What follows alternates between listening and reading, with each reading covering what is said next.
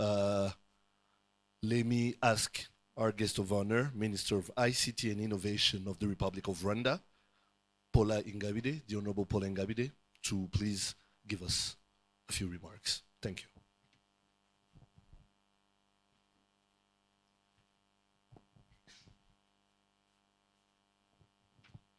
Thank you very much. Good morning, everyone. Honorable Minister of Post, Telecommunication and Digital Economy from Guinea-Conakry, Honorable Minister, Deputy Minister Emma from the Republic of Namibia, the CEO of ICDL Foundation, ladies and gentlemen, distinguished guests, all protocols observed, good morning once again. It's my pleasure to be here with you during this conference or the edition of the ICDL Africa Forum that is happening in Kigali today. And also, it's a good coincidence that it is happening at the sidelines of the Mobile World Congress, which in many ways seeks to address the various gaps that are affecting, adoption and usage of mobile internet connectivity. And the reason I say it's a good coincidence is that digital skills is one of the main barriers to digital exclusion, to the usage gap that we continue to see that is affecting most parts of the world, but particularly affecting a bigger part of Africa, where more than 50% of our people are still digitally excluded, yet they live in areas of coverage. So this is a timely conversation, and I hope that at the margins of all these different forums that are happening in Kigali, we can forge and form the various partnerships that are so important to ensure that we drive digital literacy skills in our different countries, but also we can continue to do that in a way that enables us to close on the usage gap. Rwanda's priorities are, underpinned or earmarked within our national strategy for transformation, the NST1. And among those are many targets, and I'll just highlight one that is very consistent with the ICDL Africa Forum, which is really around the digital literacy skills. And this, our ambition is that by 2024, and when I say this with, with a lot of humility, but also understanding that we have just about 18 months before we start looking at how far are we from that target. Have we achieved it? Are we well above it? And I do sincerely hope that we will be well above the target that we've set ourselves, which is really ensuring that at least 60% of our people, our adult population, is digitally literate, and 100% of our youth population is digitally literate. As you can imagine, it's such an ambitious target, but one that we can't do alone as government, one that requires partnerships with the private sector, with the civil society, with the people themselves, as they also seek to find ways that they can self-teach, that they can build their own digital literacy skills. So with this target, that was set out about, 5 years ago, we had to find those right partnerships that would help us on that. And ICDL has been that one partner that has walked this journey with us, from, skilling our population, digital literacy programs for our population, working with us even with the Digital Ambassadors Program, but more so really in the workforce, in understanding how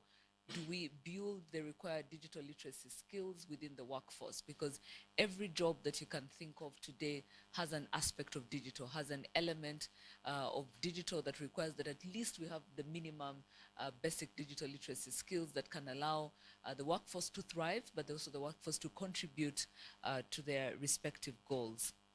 But also anchored around our NST1, we have the Smart Rwanda Master Plan, we have the National Digital Talent Policy, we have the Digital Skills Framework, all of these that really work together to help us figure out those innovative strategies, those innovative programs and initiatives and partnerships that we can embark on that will allow us to close the digital literacy gap. I also want to recognize RDB through their Chief Skills Office that has been instrumental in mobilizing the necessary financing that has helped us to close on that. When we went through the very first few months of the COVID-19 pandemic, in March, what happened is that we realized that the public sector workforce had to quickly